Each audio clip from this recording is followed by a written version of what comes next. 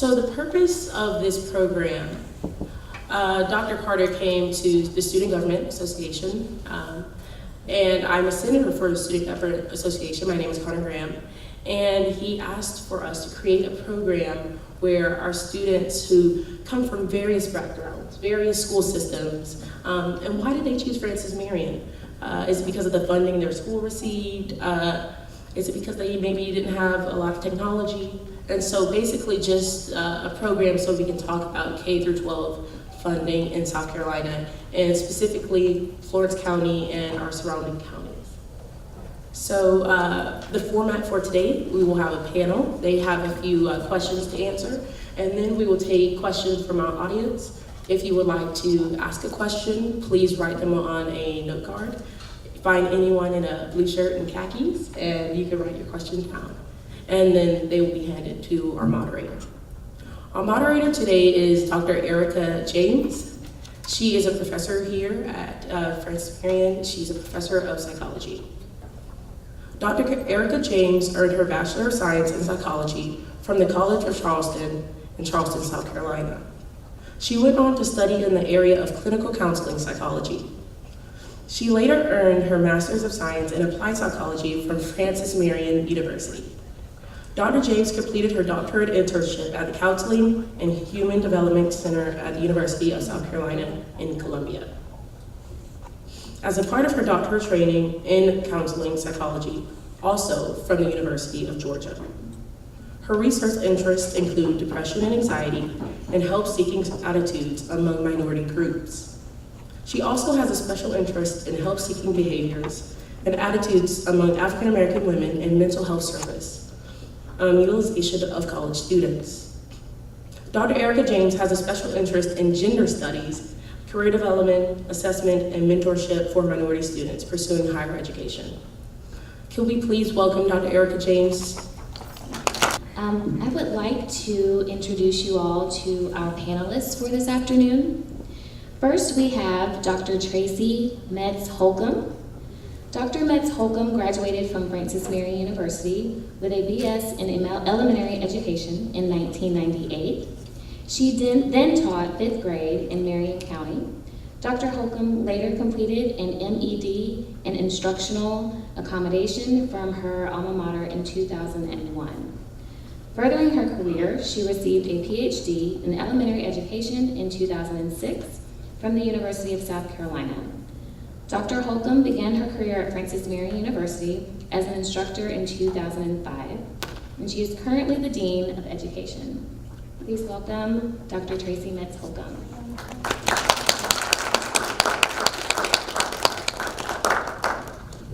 We also have with us Representative Terry Alexander. Representative Terry Alexander is the South Carolina House of Representative for District Number 59, serving Florence and Darlington counties, and has been an elected official for over 26 years, beginning his career as the field director for Congressman Robin Talon. He went on to serve on the Florence County Council for 16 years. He is a businessman, an education consultant, a career development counselor, a pastor, and an adjunct professor of religion.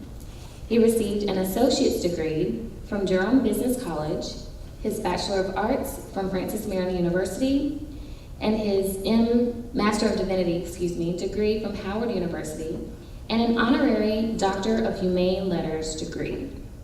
He obtained 2 units of clinical pastoral education from Palmetto Health Alliance, attended the Graduate Institute of Government for County Officials, and the Graduate South Carolina Economic Developers School. He is a lifelong youth advocate, humanitarian, and has served as the former president of the Florence County Boys and Girls Club, Habitat for Humanity, and the NAACP. He is a charter member of the Florence Breakfast Rotary Club, the Mercy Medicine Board, and works with the South Carolina Campaign to Prevent Teen Pregnancy, HIV and AIDS Task Force, and serves on the South Carolina House of Representatives Study Committee on Opiate Abuse. He serves on the Education and Public Works Committee, as well as the Regulations and Administrative Procedures Committee in the House of Representatives. He is presently the president of the South Carolina United Nations Association of the United States of America. He is also an alumni of IMPH's Health Policy Fellows Program and now serves on the IMPH's Workforce for Health Overview Task Force. He is concerned with issues of healthcare, education, and justice, and is compassionate about using his life to serve God and humanity. He is also a proud member of Kappa Alpha Psi Fraternity Incorporated. Please welcome Representative Terry Alexander.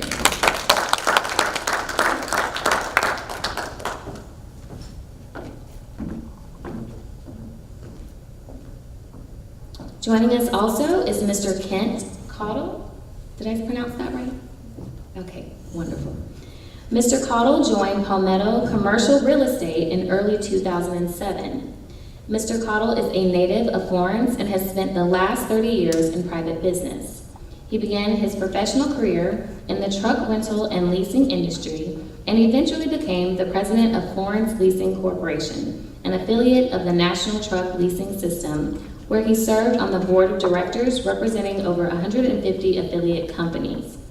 He sold all of Florence Leasing Corporation's locations in South Carolina, North Carolina, and Alabama to Rollins Leasing Corporation of Wilmington, Delaware.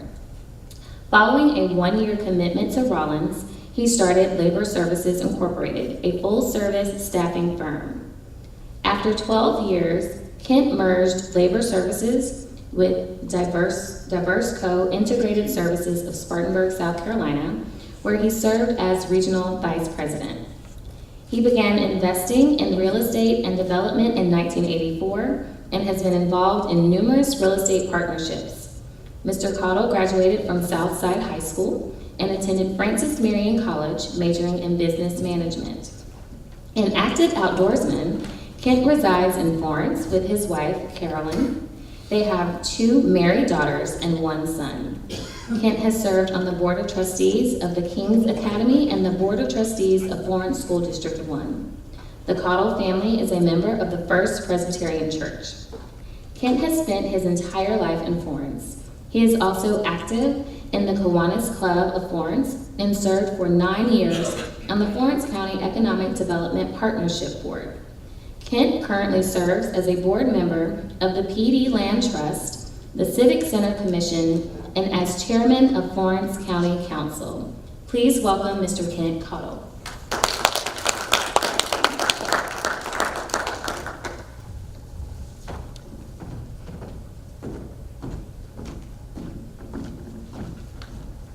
Joining us also is Miss Perry Wilson. Perry Wilson has worked in the college admissions field for her entire career. She began as an admissions counselor at her alma mater, Converse College, where she earned both her bachelor's and master's degrees.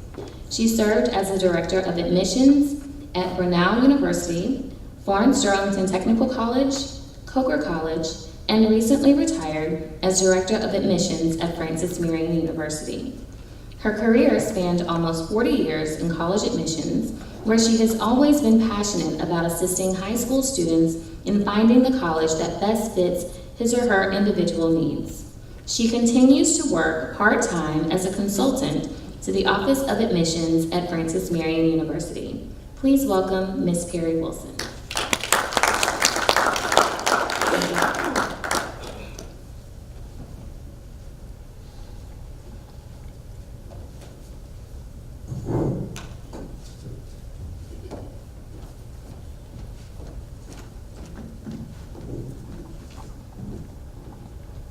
And last but not least, we have Dr. Allie Brooks. Dr. Allie Brooks attended Wilson High School in Florence County and later pursued his undergraduate degree in mathematics education at the University of South Carolina. He was a math teacher at Moore Middle School in Florence, South Carolina, and later the assistant principal at West Florence High School. Dr. Allie Brooks was also the principal at the Wilson High School from 1974 to 2005. In 1987, Dr. Brooks received his Master's of Education in Education Administration at Harvard University. Until his retirement, He worked as a superintendent of Florence School District 1.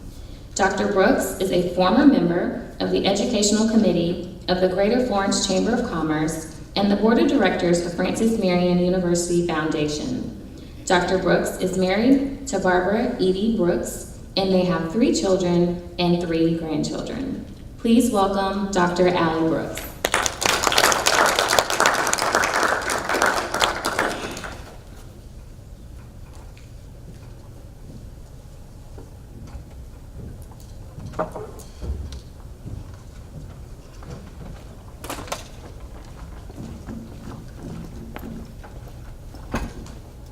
As part of this afternoon's panel, we have put together a few questions that we would like to address the panel and have them answer, and then following we will allow the floor to be open up for additional questions.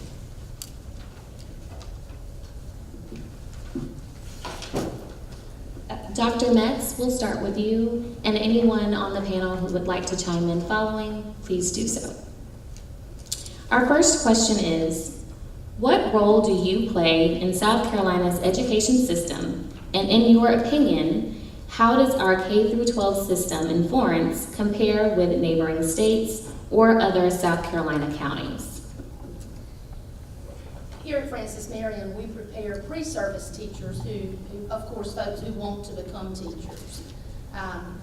In doing so, we engage with the community, both Florence and surrounding counties, to put students out into field experiences in these local counties.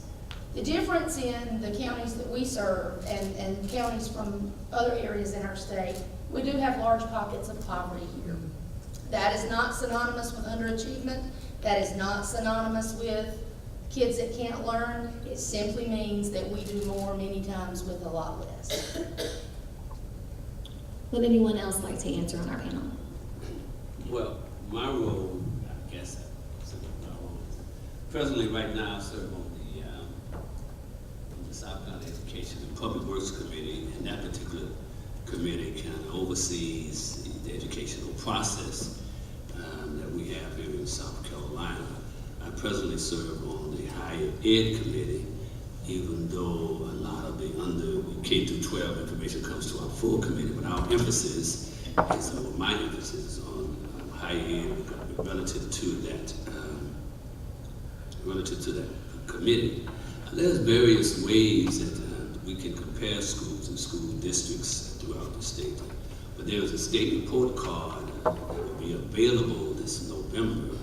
And the school ratings have been held in abeyance for 3 years so that we can kind of take a look at this whole accountability systems with some sense of update.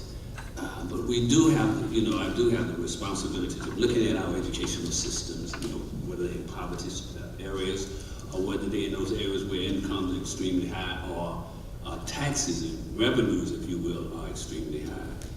And it varies from county to county in terms of the roles that individual schools play. It varies from funding, and I think we're going to be dealing with that funding issue later on in this forum. But there are various ways that we can look at these schools and compare them to some degree. I really can't say how we compare to other states. I compare Florence County being the 5th largest county in the state now by population. It's about the same geographical size as Georgetown and Spartanburg County. We don't rank number 5. We rank a little further down than that. We're not as proficient as some of the higher ranked counties in math and reading comprehension skills. But I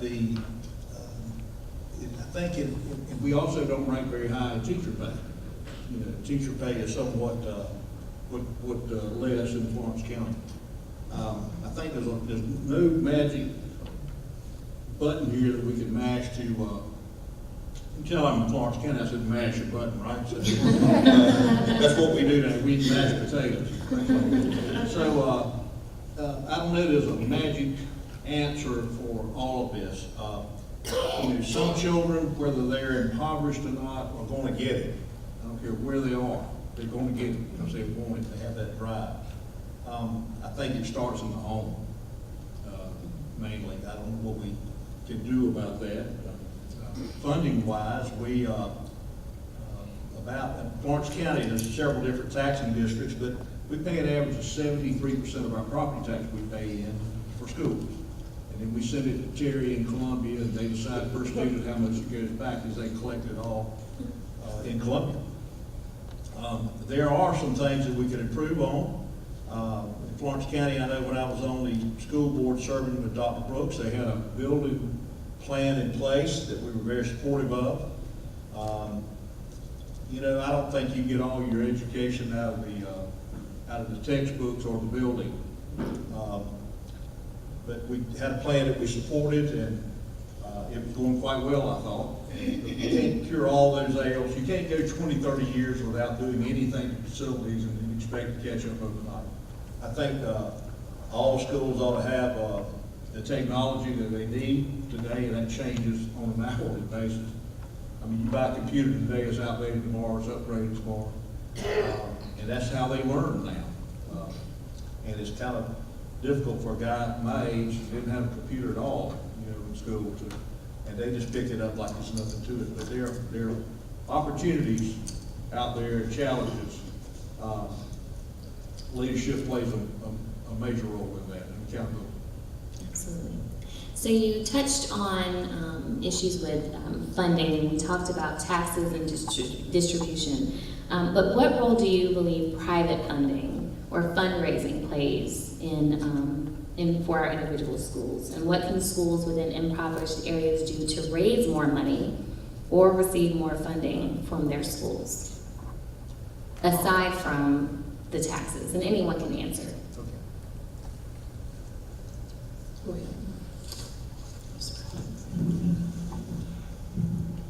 I'd like to go back to your first question. Okay. Okay. After having spent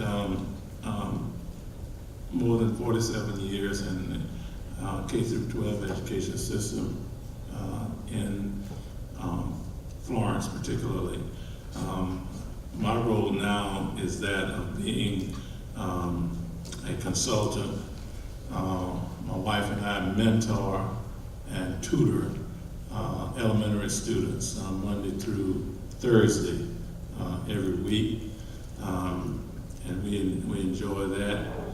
And I also avail myself at being a consultant when asked, and I enjoy keeping my hands on the pulse of education, public education.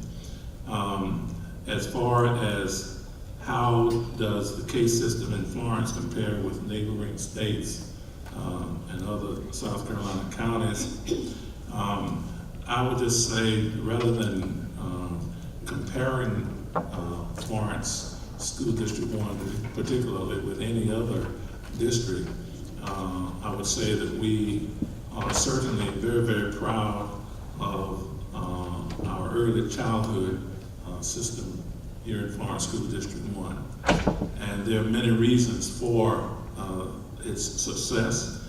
I would say that it's second to none nationwide, really, because we have an excellent partnership with the principals, district office administrators, and instructional staff, and teachers in the district, in partnering with Marion.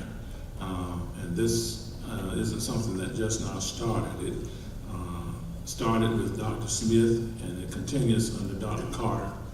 And we have two of the most resourceful persons in the nation as it relates to early childhood, in the person of Dr. Tammy Pulaski, and having the Center for the Child here, and also with Dr. Creech in School District 1. Right now, there is a new facility being built that will expand the early childhood program in the school district. And we certainly are very, very proud of the accomplishments. We also in the district have doubled in the high school with dual enrollment at Florence Darlington Tech. And there are hopes that perhaps this can be expanded perhaps here to Francis Marion. I don't know, but certainly that has been a significant accomplishment. We also have a broad enrollment in the STEAM program in our high schools, the science, technology, engineering, arts, and mathematics. We're very, very proud of that. Students are enrolling in engineering and aerospace engineering, biochemical, medical intervention, civil engineering, and architectural courses. And as I hasten on, we are a year away in the district from implementing the primary year's IB program at North Vista Elementary School. And with the International Baccalaureate program right now at Williams and Wilson High Schools, that will certainly be an additional attraction for parents in and out of the district. And so we're looking forward to that. Teachers are being trained right now, and in that curriculum in the primary years program will be the teaching of Spanish, which is the second language here in America. The Reading Recovery program continues to do well. We're still working with the Southeastern Regional Educational Board. Virtual courses are being implemented, and those are just a few of the things that we look at in Florence School District 1 as being an asset to getting a good education for our students, all of our students. Would anyone else like to add anything to that? I've come from the kind of the other side with the college admission part, and one thing that I found, of course, all the schools are different. We're in this area, we work really hard to serve the students with the PD, particularly here at Francis Marion. And what I've seen and really have been pleased at the schools that I've worked, the colleges I've worked with here in this area, with Florence Darlington Tech and also at Coker and Francis Marion, that the colleges are very much committed to providing additional support that's needed for students that may be unprepared when they get here so they can be successful. And I remember having worked at Tech with the remedial programs that they had there, the number of students that went through those programs and then went on into, say, some of the healthcare programs were very much successful. It took them a little bit longer, but that was okay. And we work with students to provide those opportunities. Here at Francis Marion, we just started it's the CASA Center, the Center for Academic Success and Advisement, and we're working with students, particularly first-generation college students, and helping them work closely advising and giving them some tools for success. So I've seen that at the college level, and so we're trying to make up that difference. I think it's working really well. I want to go back to question 2 with the private funding, coming from a public school background, having attended public schools and having taught in public schools. I think sometimes there's a misconception that there's a magic pot of money that schools have that they can access when new programs need to be implemented. In a setting like the university, we might be at more of an advantage because we have a foundation and we can solicit private donors. Typically, public schools, that's not the way that works. People say, well, then why don't you raise taxes? I'm gonna give you an example. I come from the town of Marion. We have very little industry left. We have very little economic base there. So a town like Florence can raise taxes by a millage and generate enough maybe to build a new school. We do that in Marion. We might raise enough to keep the lights on in the building for an academic year.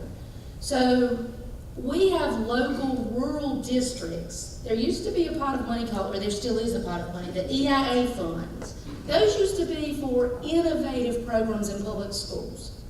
What I'm hearing right now from superintendents in local areas, instead of this money now being used for innovation, it's being used to sustain things like technology, because the buildings are older and are having to be rewired and reconfigured to handle newer technology. So instead of innovation, they're having to use some of that money simply to maintain and maybe come up to a level, a standard that some of our wealthier districts, they don't have to dip into their innovative pots of money for things like that.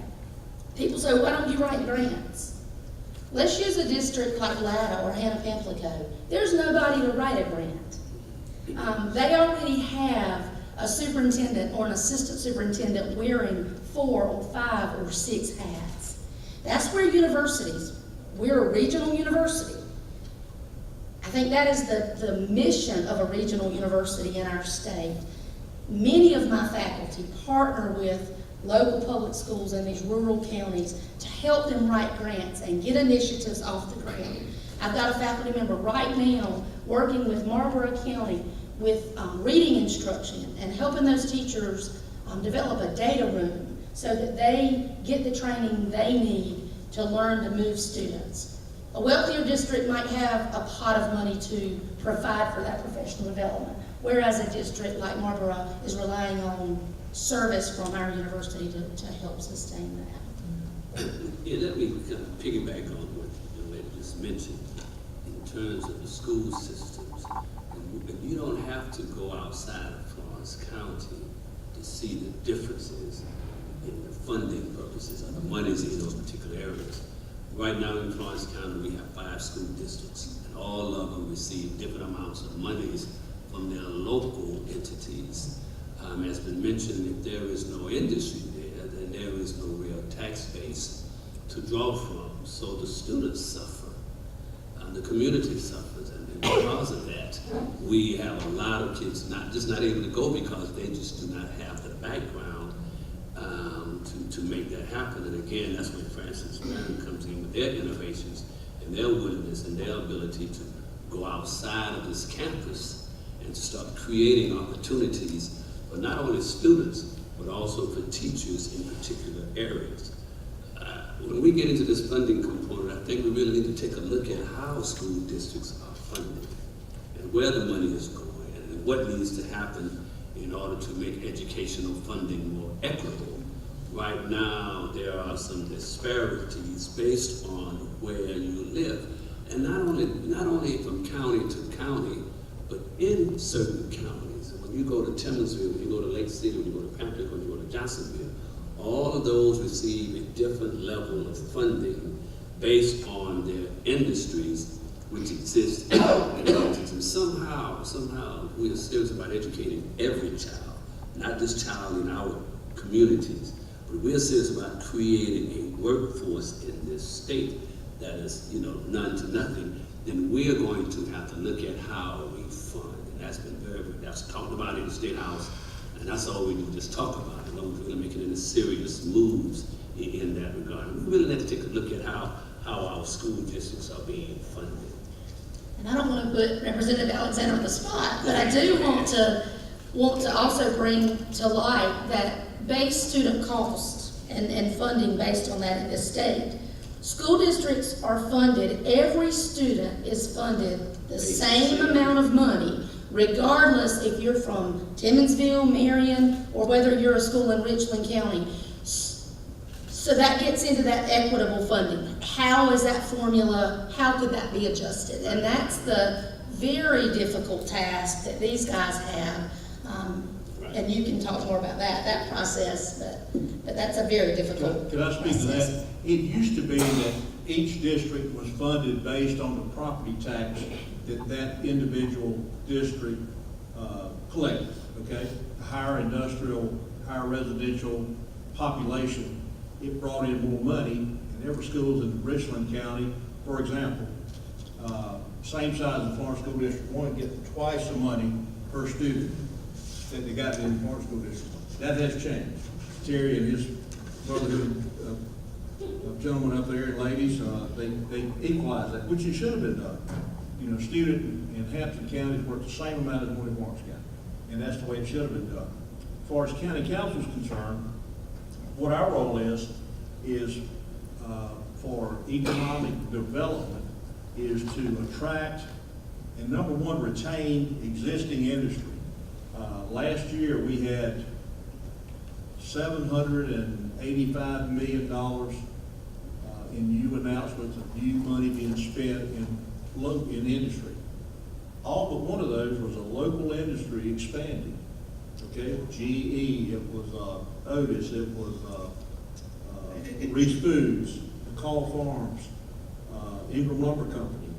And we used to not do very much for existing industry. Now we do, okay? and that gets them to reinvest money in our community and keep it here. But like Councilman Post in his district in Palmetto, he has one struggling industry in his business, and that's welding in Johnsonville. That's the only industry in his entire district. Where some of the others of us have, for example, McCall Farms is wholly in my district I represent. We give them discounts and incentives to, you can smell it when you ride by there when they cook your bread. It smells just like money to them, I know. But it's great when 85% of all business is small business, okay? And we used to do everything in the world, Jerry tell you this, he served on council, to attract new industry. And I held my hand up one day and I said, that's great, I love it. What are we doing for existing industry? And we started scratching our heads. Now we do things for existing industry, and part of our role there is the roads. Terry knows this, South Carolina, a little small state it is, it's got the 4th largest road system in the entire United States. Okay, Florence County, if you plow the dirt roads we plow every month, if you started at the Magnolia Mall, you'd be the other side of Fort Worth, Texas, before you plow what we plow every month. This is not exaggeration. I mean, we have over 600 miles of dirt road. We plow twice a month. We need to improve that, and that's what we're working on. That's what capital project sales tax do. We're putting in new fire services. You know, we've got over 400 volunteer firefighters in the county. When we get through redoing our whole fire system, there should not be any address more than 5 miles from a fire station.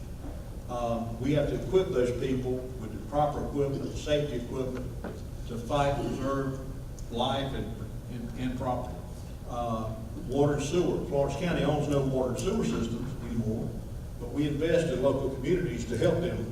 You know, Florence and Caudle, Scranton, Lake City. We've got to have the power, electricity. We're doing really good with that. But we've got to do things so those industries, I've said it many times, we don't want to give anybody an excuse not to do business in Florence County. And when you do that, the revenue comes in, the population grows, you have more money, and rising tides floats all boats. You know, so we hope that helps. Francis Marion University, we give a lot of money every year too. We don't give it, we're mandated, it's on our tax bill to tech. Unfortunately, and Dr. Caudle knows this, I've been fighting for funding for Francis Marion for years. Ever since I've been on council, I think it's a shame we don't at least contribute something to Francis Marion, because this is a wonderful asset for this entire area, not just Florence County, the entire PD. Yes. Ladies first. Well,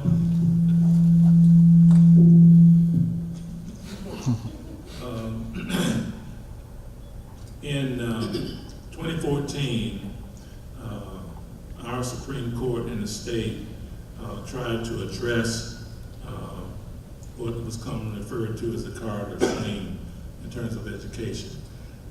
All we've got to do, you know, and not being a geographical expert, take a line and draw diagonally from Anderson County to Beaufort County and ask yourself the question, where lies our most impoverished districts? And we'll find out they're right where we're sitting.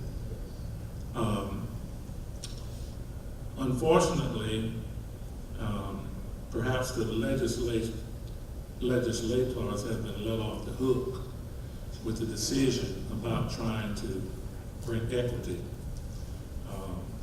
to those school districts in terms of funding, in that some of us in the state are satisfied with minimizing the maximum and maximizing the minimum when it comes to education, the education of our children. Here in Florence, we are fortunate to have, among other sources of funding, beyond the state funding, a foundation that has provided more than $1 million in funds for Florence School District 1. The students in the district are beneficiaries of that. I don't don't stick my chest out to boast that to the Tillmansvilles and the Lake Cities and the Anapapicos and Williamsburg and Clarendon counties. I'm happy that we get that. But they are blessed with having the resources, as has already been stated, to have those extra monies. When you look at athletics, that's a very, very sacred cow in communities like South Carolina, especially rural. That's the one thing that garners the community together. A Friday night football, okay? You can go to any place and that brings people together. But you got your booster clubs. But when you look at booster clubs that will perhaps be doing cartwheels, raising $2,000, and then you got another booster club that's raising $50,000. You look at the band competitions in high school. Our band, the second to none. We have a band director that, you know, nobody knows music better than he. But when you roll up to the band competitions and you have a school that's bringing in an 18-wheeler with this equipment, and you look at their resources, you know, the music is the same, but when you look at all the frills, then that makes a difference. So I'm gonna stop there, but those are some of the things that, you know, the differences that we have. One other thing I want to point out, when it comes to safety, our friends in Columbia, when we had the shootings, as we continue to have, you know, everybody was saying we need an SRO in every school. Oh yeah, let's do that. But when you start putting a price tag on it, then they're backing up from the table. And they're still doing that. And so, you know, the simple thing is, put your money where your mouth is. If you're serious about the safety of our children, then don't worry about leaving it to the districts to fund that SRO. If it's the state going to do it, then let's do it. That's equity right there. Let's do that for all of the 81 school districts. And I'll stop there. Let me, before you go to your next question, a colleague to the left mentioned these industries that's coming into our community and the monies that we receive from them. One thing I mentioned that we understood that because of my county council experiences, a lot of those businesses come in here fee in lieu of taxes as an incentive to get them to our communities. Now there's a little difference when you're talking about taxing a particular business based on the profit margin, based on the worth of that particular business versus charging them a fee. And so often, so many times, we miss the boat because of the incentives that we are attempting to do to give to these businesses to attract them. So whereas we would have probably been getting $50 from this particular business, we give them a fee in lieu of taxes and they wind up giving us 10 or 15, which is quite a difference, number one. And number two, when it talks about private funding, if there is no industries in a particular community, how are you going to raise money? You know, as Dr. Brooks mentioned about these, when you go to these competitions, you see these huge buses, and all of these frills and thrills, because they have a resource to draw from. Marion, Tillmansville, Pamplico, Lake City, they don't have the resources to draw from that Florence District 1 has. So it puts those school districts in somewhat of a disadvantage. And let me say this too, also now, money helps, but it's not the sole factor in educating our children. Sometimes we take that as an excuse, but that is not the sole factor. It's important, because it puts the students, it puts the kids in a different, on a different level. But we know that even in our school systems, and even in our school systems now, little Joe could come to your class and act accordingly. Same little Joe come to my class and act up. What's up with that? So we're gonna have, engaging and encouraging and improving our schools is a multifaceted issue. It's not a one-point thing and an issue to solve. And that's just not it. And we're gonna have to make some serious choices and really be serious about educating our community, particularly if we're trying to engage and encourage other businesses. Students in Florence District 1, because of technology, they're not just in competition with the student in your classroom for a particular job. They're in competition with the kid around the world. Technology has made this world very, very small. So when a job comes available here at Francis Marion, I am sure they get applicants from all over the place. And that's who we are competing with. Not just the student in the next school district, not just the student in the next classroom, but the student on the other side of the world. And we must do a better job and be serious. You're right, Dr. Bush, be serious about what we need to do to educate our children. Our law says a minimum adequate education. We're starting at the bottom. Minimum adequate. Just give them the bare minimum and let them go forward. So we're starting at the bottom and we're trying to find our way to the top. Thank you. So then how are we seeing these varying conditions affecting our students academically once they get to college? Well, start by saying that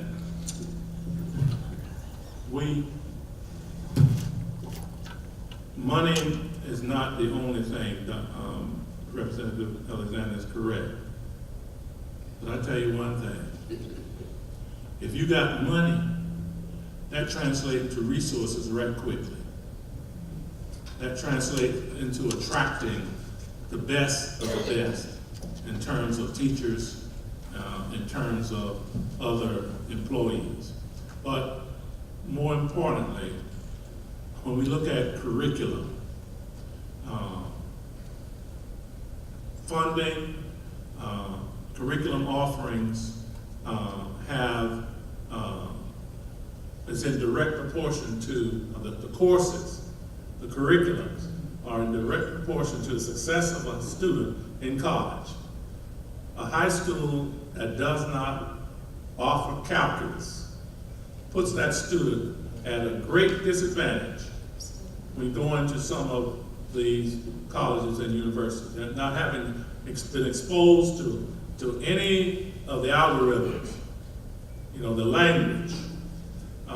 Same thing with offering only 2 years of a Spanish course rather than 5 years of a Spanish course. So you're looking at a direct impact of funding. I mean, money, you're making minimum wage or making $75 an hour. There's a big difference when you go to the grocery store. In one instance, I'm buying neck bones. In another instance, I'm buying T-bone. Okay? I'm not trying to oversimplify it, but that is the truth. Other thoughts on that? I think to go along with Dr. Brooks's point, I had a local high school recently. I was asked, they were using online resources to offer an anatomy course. And I was asked about my thoughts on that. Was online education as good as face-to-face? The answer to that in anatomy is probably not. But my answer to that question was some opportunity was better than no opportunity. And I think that's what we have see with a lot of our local districts, including some of the rural Florence districts. They have to make choices. If I can't afford an anatomy teacher, or I can't find an anatomy teacher, or I don't have room in a current teacher's schedule for anatomy, some opportunity is better than no opportunity. So the online anatomy might be what I have to go with. I think the court had it right in the beginning when they said, let's go back and take a look at how we're educating our children. And again, of course, stated that, minimum adequate education is just not enough. But we in the General Assembly switched the courts, and because we switched the courts, they switched decisions. I think that we need to look at raising the standards. It kind of reminded me, Brother Caudle, when I was on county council. There was a subdivision, I will not name, but they were putting minimum adequate roads in the subdivision. Minimum adequate roads in the subdivision. So as the years went by, those roads came into the county, and because they were minimally adequate, they did not survive. So what the county council had to do was go in and resurface. So I decided when I was at Timberland County Council, let's raise the minimum requirements. If the minimum requirements to put asphalt was a half an inch, let's raise it to 1.5 inches. You got to have so much dirt on it on the bottom of the foundation. Raise the minimum. And in raising the minimum, you're also raising the standards. And I think we in South Carolina must raise the minimum requirements. And no one can define minimum adequate. No one can really, what does that mean? We can't really define that. But we do know when you're saying the minimum, the least possible, just to get by, we're starting in a real sense at the bottom. So I think in Columbia, if we're serious about economic development, and there's a direct correlation between economic development and education. It's a direct correlation.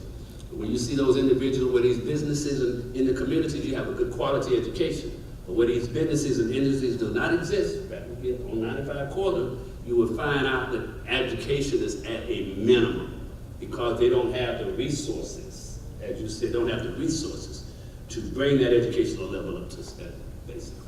I want to add a little bit to that. I've taught students who came from the very bottom and saw them all the way through, and I've seen them since I've been employed here walk across the stage here. So they are successful and they can be successful. One thing I do want to point out about standards in South Carolina, the difficulty of our standards ranks near the top. Now everybody wants to talk about us being at the bottom. We may be at the bottom in achievement, but the difficulty of our standards is near the top. So when you think about, put that in perspective, we're not as bad off maybe as sometimes it likes to be sensationalized. The second thing, we're 22nd, we rank 22nd in college preparedness and college readiness. So we're doing something right if we rank 22nd in our kids being ready to go to college. Does that mean everybody's ready to go to college? That's never going to be the case. But we're not as bad off sometimes as likes to be portrayed. We are doing good things, and we are making headway. I think we're in a little bit of a lull. The Provost and I just had this conversation today about state standards. We chose not to become a Common Core state. So now we're sort of in this flux of what standards do we use. We've developed the profile of the South Carolina graduate. But how do you teach to that wheel that we've created? So we're in the process of developing rigorous standards to go with that, to overlay on that profile of the South Carolina graduate. So there is good work going on, and there's good work being done at the state level to keep us competitive. I won't name some of the states, but you can look it up. Some of the states that are at the top in achievement, but look at where the difficulty of their standards is. They're at the bottom. And so if we lower the standard, sure, we could be at the top as well, but we've chosen not to do that in South Carolina. We're running to the closing time, but I do want to give our audience members an opportunity to ask any questions or pose any questions to our panel.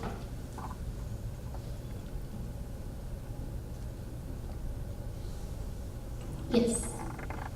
I'm Louis Ventures, I'm a history professor. I have so many questions, as I'm sure many people do. And I mean, thank y'all very much, everybody, for being here. And really, I commend SGA for putting together really an all-star panel to help us to think about these issues. These are, I mean, if I could name some of the most important things for students and citizens to be interested in and aware of and competent on, I mean, this is really really at the heart of it. One thing I wonder, so we've talked about funding, and I agree completely that money is not the only thing, but I also agree that it is a big thing. But I have found the funding mechanism as a citizen, I find the funding mechanism opaque and confusing. I had an honors student who did his honors thesis on funding equity in South Carolina. That was the first time I felt like I understood the way the thing worked. It's because my student went and spent a semester trying to figure it out. And then I read his paper and, oh, well, now I get it. So I wonder if somebody could speak to, so there's base student allotment that's supposed to be the same for every student, and then there's, you add on for the poorer the district, basically you are to add to that funding per pupil. And I understand, I think, that the legislature has set the base per pupil funding right here, but doesn't fund it adequately, right? So we've got the minimum that the legislature says, which is lower than what Georgia has as its minimum, as North Carolina has as its minimum, but we don't cough up the money to get there, much less put on top of it adequate funding to compensate for poverty. People need to understand this, and I want to know, what do we do? How do we explain this? How do we get people to understand how it works and how it's not working? How do citizens even know where to start? One of the things your local districts really rely on is federal funding from Title I and some of those others. The more impoverished your district, the more money you get from the federal government. So a lot of our local districts, they really, if their federal money was lost, they would be in a lot of trouble. And I see Dr. Brooks nodding his head. That's just the reality. I'm looking at some data here that came from the Education Oversight Committee. These estimates were going back to 6/17. And at that particular time, listen at this, District 4 per student, when you include all of those entities, feds, the state and the local, per student was $14,989. That's Timorsville. District 1 per student, $11,927 per student. So they are receiving more money per student, but how that money is being administered in comparison. And there's too many arms, too many tentacles out there to try to zoom in on it and pinpoint it. But I would encourage the average person, or the person who wants to know, just contact their legislators and tell me what's going on. Tell me how much money comes in. Tell me what's doing with it, what we're doing with this particular money. Say, for instance, that was Title I's money. As much money comes into Title I's, that money is really restrictive. Title I money is supposed to go back in to the communities in which it represents. But school districts have gotten so, and it's interesting because think about 10 or 15 years ago, Mr. Brooks, you might want to add maybe about 4 or 5 schools were Title I schools. Now in District 1, now about 80% of all school districts, all schools in District 1 is Title I schools. So that means more federal dollars coming in. My understanding of those Title I dollars, they're supposed to go back into that particular community and not the administration use it as they see fit. If you look at the Title I rules, so if Timothy's getting an extra money from the Title I, it's supposed to go back into the community in some form or fashion. And that does not exist. That is not happening because most of us don't know anything about that. And that's just one example. In addition to that, I think it's very, very important that the explanation is at the level where the average citizen can understand. Right.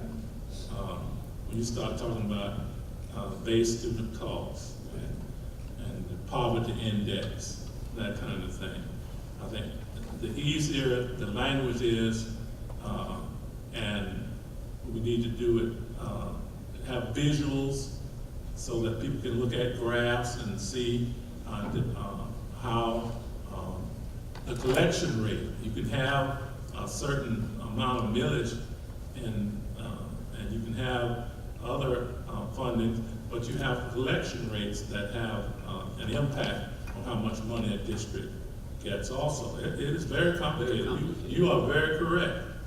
And even those of us in education don't understand all of it. I'll tell you that right now.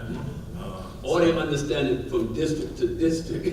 Right. So, you know, like right now, I talked to the chief financial officer in Florence School District 1, and one of the passions that I have personally and professionally right now is that, you know, every school needs a behavioral health counselor with the students that we have today. Matter of fact, every school needs a master social worker and a psychologist because of the type of students that we're dealing with you know, today. So I don't want to take up all the time, but Thank you. Thank you so much. We are coming to the close, so I will have Dr. Daphne Carter-McCants, Assistant Dean of Students, come up to give our closing remarks. You sure? yeah. Let me, excuse me. You know, I'm sitting here listening to what the history professor was talking about, how confusing it is. And I'm reminded of every football coach, after he has a bad season, he's talking to his booster club. And he says, what we've got to do is get back to the basics. And I'm wondering if we're making this way more complicated than it needs to be to meet those needs of the students. One size never fits all.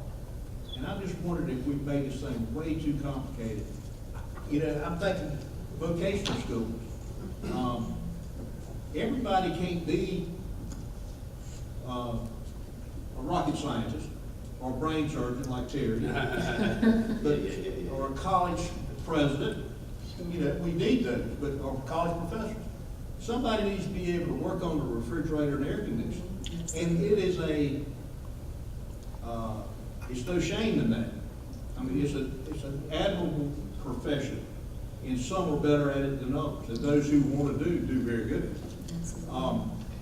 But I'm wondering again, if the old same college coach adage, we've got to get back to the basics of what the education system was created for and how it was created and what its intended purpose. Let me say this right quick. The basic has never been equitable. When you look at the basic of our education, it has never been equitable. That's what Brown versus Board of Education came. You know, that's what, separate but unequal came into. So the basic was never equitable. So we're still trying to get to something we've never been. And that is the struggle that we have. But we've made a lot of progress because of the fact that we're having this conversation here. You know, we're able to talk about it. But we still have some struggles that we need to continue to work toward. We have to be serious about making sure that every child be given the opportunity, whether or not he or she accepts it. Be given that opportunity. I'm going to say the number quick. I was over at school in Lexington, Dr. Carter, and huge school. This high school had a law school, halls big as this, the hallway, like a hospital hall, huge. And I'm like, wow. And the students and the faculty over there, and the students, they was kind of complaining and having, but I said, go down about 10 miles to your neighboring school and see what they don't have. See what they do have versus what you all have. And you'll probably be quiet. I said, so when you talk about equitable, when you talk about educational equity, that's a serious, serious matter. And it can't be resolved with just one conversation, but a continual. And I think Dr. Carter, you and I talked about this about 8 or 9 years ago. We was talking about this whole educational forum piece, this reform in South Carolina. We got to really do this thing piece by piece by piece. Just kind of put it together in some form of fashion. And we would definitely have to carry that on. Yes, Dr. Carter. Everybody's going to groan that I'm belaboring this. 8 or 9 years ago, we also talked about the critical shortage of teachers who were having in schools, okay? Yeah. Now it's become an epidemic. And the truth of the matter is, I know in my life, between the time I was 6 years old and 18 years old, everything that good occurred in my life occurred either because of my two parents or because of a teacher. Okay? And now we're struggling to get them into our education programs. What does a starting teacher make out here? What does this, Tracy, what does a starting teacher make? In some of our local rural districts, $32,000. $32,000 a year we're paying a teacher, okay, who probably has to go into her pocket and take another $3,000 or $4,000 out a year to buy supplies in the classroom. Give me this, money ain't everything, okay? But let me tell you something with regard to attracting and retaining the very, very best teachers. Money is an awful lot. One other thing, for God's sakes, Terry, you guys look at this darn praxis, okay? I mean, the truth of the matter is, we're not producing in our schools or attracting the very, very best teachers because we're weeding some of them out because of standardized exams. There are better ways to measure the competence of prospective teachers than a standardized exam, and that sits with the General Assembly. Yeah. Please give us that.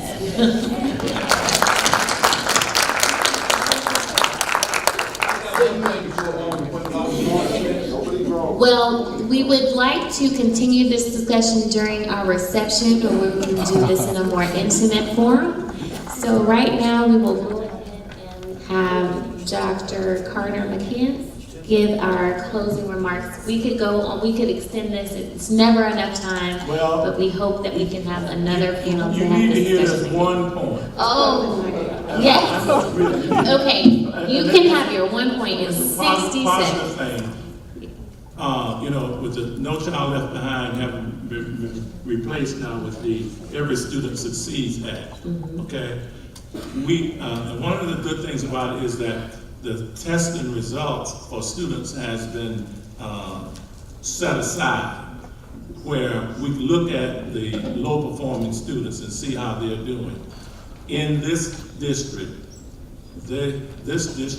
minority students are number one in terms of gains academically. A lot of people don't know that. That's very, very important. Okay? We're in the corridor of shame, but we're at the top in terms of gains from the low academic students. That's it.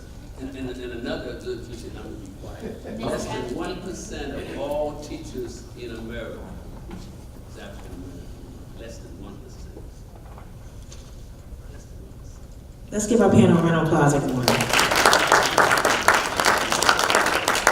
At this time, we want to take a moment of an opportunity to thank our panel for their participation and for sharing their knowledge about the subject of secondary education and funding associated with the secondary education, bringing programs and services to our state and to the PD region. There's a couple takeaways from this conversation. The common denominator is resources. The more resources you have, the greater you build the exposure for your students. Money is not the sole factor of educating our students. And it's important to encourage and engage our students in other ways. And exposure leads to greater success among our students in college. This exposure meaning STEM programs, foreign languages, lectures, and educational excursions. So once again, I want to thank you, panel, for your expertise, for coming out this afternoon and educating us and telling us about the education system, the secondary education system, and how important it is to have funding, a good funding base for that. For the audience, I want to remind everyone that you received an evaluation on your way in. If you would please complete those evaluations and leave them on the registration table, that will help us improve upon our programs in the future. And at this time, I'm going to ask Ms. Connor Graham to come back up. She is the chair of the Education Forum Committee, and she's going to give special acknowledgments and go into our moment of silence, and there is a light reception afterwards. So Connor, the floor is yours.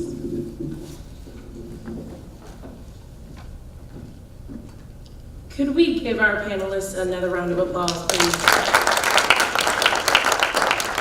thank you to who all came out. I'm glad this was a success. Hopefully, maybe next semester or next year, we can have another forum just like this, because of course, the conversation continues. It's just not one talk or one group of individuals, and the problem is solved. So let's just bow our heads and our whatever you may do, and have a moment of silence before we partake in our reception.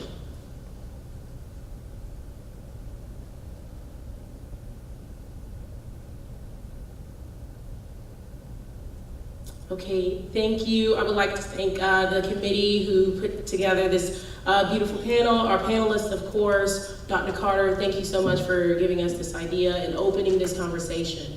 And then, of course, Student Government Association. And please, guys, stay for the light reception. It'll be amazing. And thank you again. Have a good afternoon.